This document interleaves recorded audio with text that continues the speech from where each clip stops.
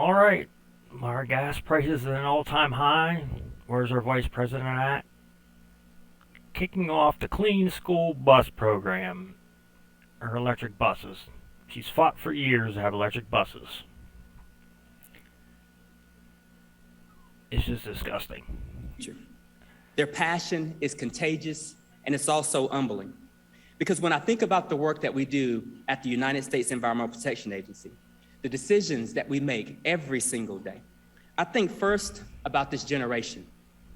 Every aspect of the work that impacts them directly, whether it's talking about taking actions to stem the climate crisis, protecting our drinking water from pollution, or cleaning up the air that all of us breathe. That is a responsibility that we do not take lightly at the EPA. Improving the lives of children and young people all across this country is near and dear to my heart and to the mission of EPA.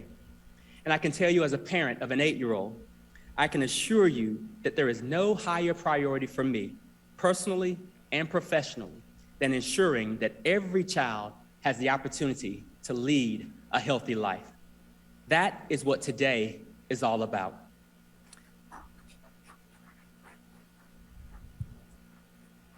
That's not me killing the sound, the clapping. This is. You know, every day, millions of children ride the bus to and from school.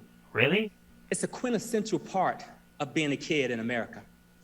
But traditional vehicles that transport our students rely on internal combustion engines that emit toxic pollutants in the air. Not only are these pollutants harmful to the environment, but they can also be harmful to people's health. To children who ride the bus, to the bus drivers responsible for transporting our precious cargo, and to the surrounding communities. And so I'm proud that under President Biden and Vice President Harris's leadership, we're moving forward to transition and reach a zero emissions future sooner than many thought was possible. Today, I'm excited to announce that we are making a historic $500 million available to accelerate this awesome transition. $500 million.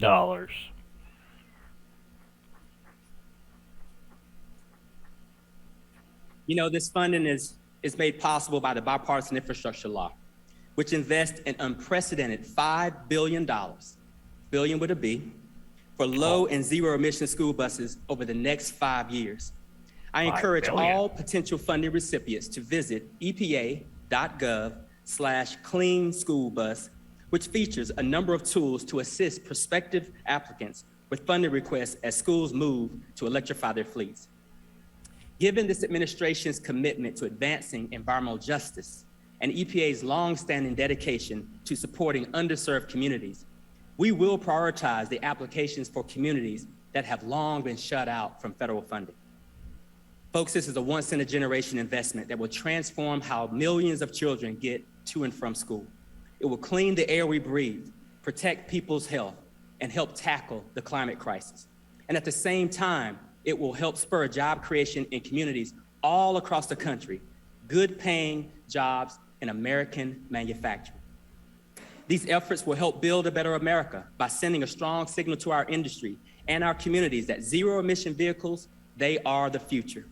And even more importantly, our children are the future. And after meeting with these young, outstanding students today, it's clear that we old folks are in good hands. So folks, mark my words, zero-emission school buses can and one day will be the American standard. I'm so optimistic about what's ahead. And now it's time for all of us to hit that accelerator.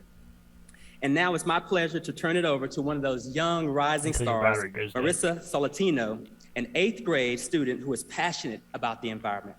I'll let her tell you all about the work she's doing to help make her community healthier, as well as for herself, her classmates, and future students. Marissa, the stage is yours. Okay, I want everybody to listen to this speech. How many people listening thinks she wrote this speech? Hi everyone, my name is Marisa Sotolino and I'm an 8th grade student at Mary Ellen Henderson Middle School. My passion for sustainability has come from a variety of experiences and people. I want to give a special shout out to my parents, my mom who's a garden fanatic, and my dad who works at an environmental nonprofit. I have a lot to thank them for.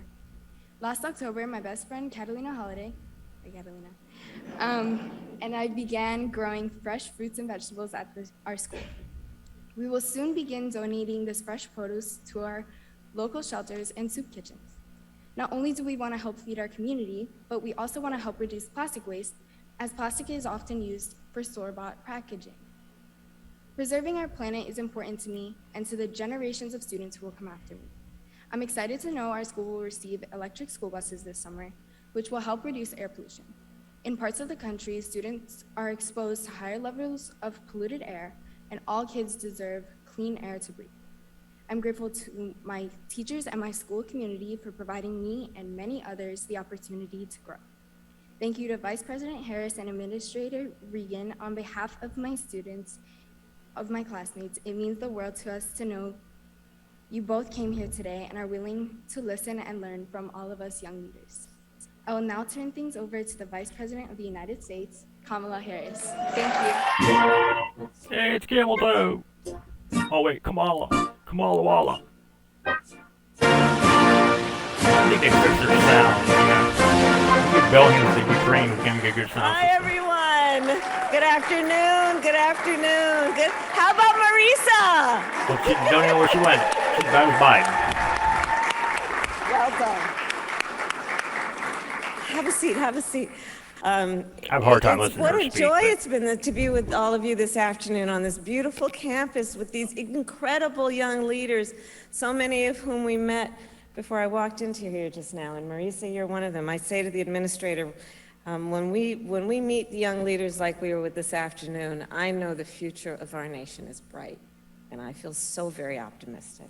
So thank you for that, and to all the administrators and teachers and coaches and parents who are just raising these beautiful leaders. And today, so we are joined with a bunch of folks who are, of course, dedicated to building a future for all our communities. The administrator of the Environmental Protection Agency, Michael Regan, who is a friend, who is a colleague, who is a national and an international leader on these issues.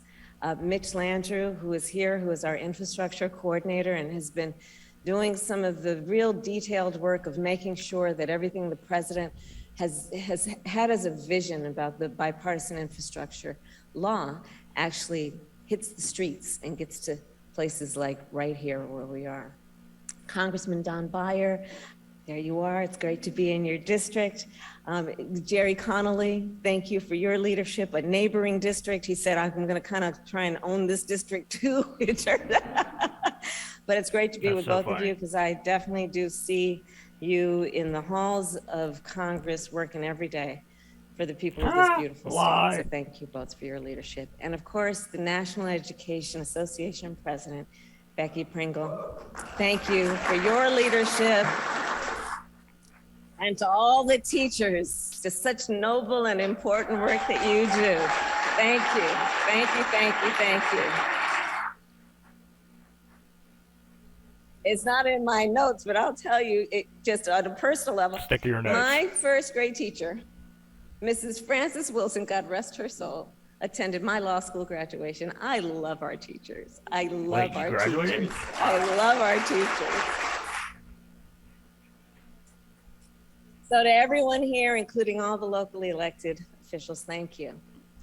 And of course, we should acknowledge all the folks who are here who work so hard to make the students of our nation thrive. And again, as I mentioned, it's the teachers, it's the administrators, it's the staff members, it's the bus drivers, it's the folks who work in the cafeteria, it's the counselors, it's can't think of any more. everyone who is part of this incredible ecosystem of education. So we are deeply grateful to all of you. I know we have a number of students today as well. Let's see all the students who are here. There you Raise your hands. There we are. Yay. So congratulations to you and your classmates on getting close to finishing up the school year. You made Yeah, it. 'cause we finally left you back in school. Not So the keep you homeschooled. president and I, and many of the adults gathered here, well, we are working hard, all of us, together, to make sure that every one of the children in our nation, all of these students, that they have the opportunity, that they have the resources to live up to their extraordinary potential. And we know the potential is there. The question for us as leaders and the adults is whether we are putting the resources and the priorities into allowing our children to thrive. And so I think about this subject of our yellow school buses. Are in they that really regard. yellow? Because think about it, yellow school buses are our nation's largest form of mass transit. How about that? Every day, so yes, and let's applaud, because it gets them where they need to go. Oh, she's so hard to listen to. And every day, then think about this in terms of the numbers. Every day in our country, more than 25 million children ride to and from school on our nation's fleet of school buses every day. And 95% of our nearly 500,000 school buses, now here's the point, run on diesel fuel. Really? Diesel exhaust is a poison. Oh, okay. Breathing diesel fumes can cause headaches and nausea. Well, you're not supposed to stick your mouth It over the can exhaust pipe. worsen asthma and chronic bronchitis. It can even elevate the risk of cancer. Everything causes cancer. If That's your California. child rides the bus half an hour to school and half an hour back every day from the first day of kindergarten to high school graduation, they will experience the equivalent of 90 full days of exposure to diesel exhaust. Okay, I'm gonna stop right there. Unless school buses change since I've been on them, usually the exhaust is routed outside the bus. I don't know what kind of bus these kids are driving in, where I guess the diesel's exhaust is going inside the bus. But the buses I rode on, it came out of tailpipe and was outside. But I'm not gonna question her knowledge. And these fumes do not just threaten the health of our children, they also threaten the future of our planet. Diesel exhaust is a greenhouse gas. And every year, our nation's fleet of school buses adds millions of tons of carbon dioxide to our atmosphere. Yet for far too long, the danger posed by diesel school buses to our planet and to our children has not received the attention it deserves. And that is why your voices, all of you here, why your voices have been so important. Because here today, we have a number of activists and advocates, including many parents, who have spoken out about this problem for years at school board meetings, I at can see all them congressional parents. hearings, at cookouts and block parties. What, 10, And you have demanded 20? action. You have demanded a solution. Electric school buses is a big part of that. Because you see, electric buses, they don't produce tailpipe emissions. Really? What's the point there? Well, tailpipe emissions irritate the nose and eyes. They increase susceptibility to respiratory illness and accelerate our climate crisis. And this afternoon, we had, many of us, the administrator and a number of us, the opportunity to be inside of an electric school bus. And it was Wow. fantastic. The press was. actually rode on an electric school bus. Look how just excited so she you is. She know. rode an electric So school I think they bus. got the real inside feeling for what this means. It probably wasn't a short right? one either. And so what we all experienced is on an electric school bus, on an electric bus, no exhaust, Wow, no diesel smell. you are so I just smart. met a young leader, V, who was talking about everything that she can Why are you smell talking at us and what she at us knows in like we're terms of the stupid? smell of pollution. And you know how you usually have to raise your voice to be heard when you're on an idling bus? This bus ran quiet. Now, I've spoken to a number of drivers, for example, who have recently switched to electric buses, and they stressed the importance of a quiet engine, which is much bigger than just you can have a conversation and hear each other. It helps the drivers hear the road, What the hell? which of course The road helps keep talks? our children safer. Electric school buses are also safer for our children's health and a more sustainable planet. And electric school bus manufacturing creates good jobs So the battery here in catches on America. fire. That is why, for years, I have fought to invest in electric buses. And as a United States Senator, I introduced the first bill to invest exclusively in zero-emission school buses. So why We gas called is it the so Clean high? School Bus Act. Worked with a lot of moms. And as vice president, I've worked closely with our partners in Congress, these two congressmen in particular, No, two people? during the drafting of the bipartisan infrastructure law to make sure that our nation prioritizes this work as what we know is connected to the health and well-being of our children, their education, and also what we can do to see the future in terms of innovation and manufacturing right here in the United States. And so today, as you've heard from the administrator, we are announcing $500 million in clean bus funding to go to schools across the country.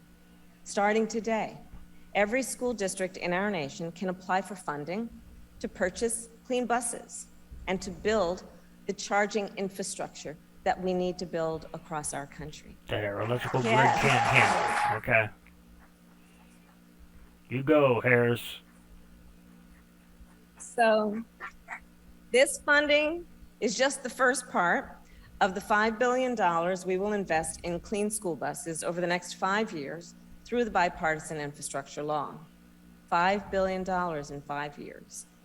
This investment, we believe, will be transformative for so many people. Transformative for the parents of children with asthma and other respiratory illnesses who will soon be able to walk their child to the bus stop without worrying that the diesel fumes could trigger an asthma attack. For those of us who have had to take a child to the emergency room because of asthma, we know what that fear feels like, what it means. Transformative for the teachers working bus duty who will no longer have to stand in a cloud of exhaust while they're saying goodbye to their What are you doing? students. Sticking her mouth on a tailpipe? Mm-hmm. Yeah? I You heard the agree. Thank teachers. you. Transformative for the school districts that will be able to use the money that they would have had to spend filling up the buses with gas to instead hire more teachers. Thought you said it was to diesel. raise salaries or to renovate classrooms. And renovate those classrooms, not at this school, but at many schools around the country that are in desperate need of repair. And this investment will be transformative also for the workers of our nation. It will create good paying jobs in communities across our nation. You know, today already, thousands of American workers are doing this work. I've seen it. I've seen it firsthand. It's the work of building the frames and the batteries and the tires for these buses. Highly skilled work, highly trained individuals doing this work right here at home. In fact, last year I visited the Thomas Built Buses factory in North Carolina and talked with members of United Auto Workers, Local 5287, who built the bus that I just was on.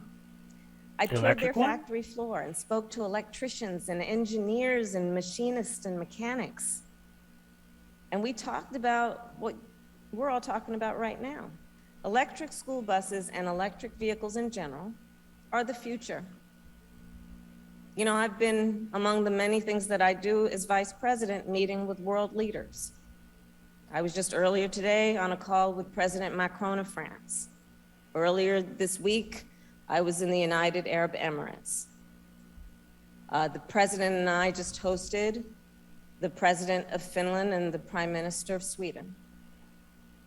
One of the things that we talk about often with pride about who we are as America is we really do think about the future. And how can we be smart in And how investing can we run in the the United future? States?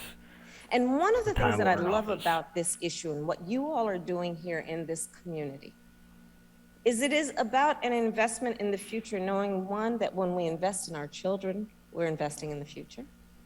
And when we invest in innovation, when we invest in the future of America's workforce, when we invest in building the skills of America's workforce, we are investing in the future. These things are all connected. But the future is not inevitable. We have to build it together. We have to do this together.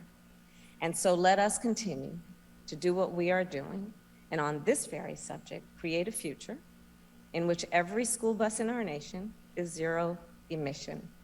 I know that we all know this will be a safer and a healthier future for every child in every community. So thank you all again for what you have done and what you will continue to do. May God bless you, and may God bless America. Thank you all.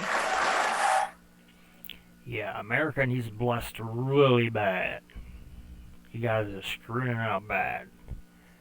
Well, you got high gas prices, and is it by design? They're pushing electric school buses already. They already want people to buy electric cars. Now we're doing electric school buses. What a waste. Ain't that there?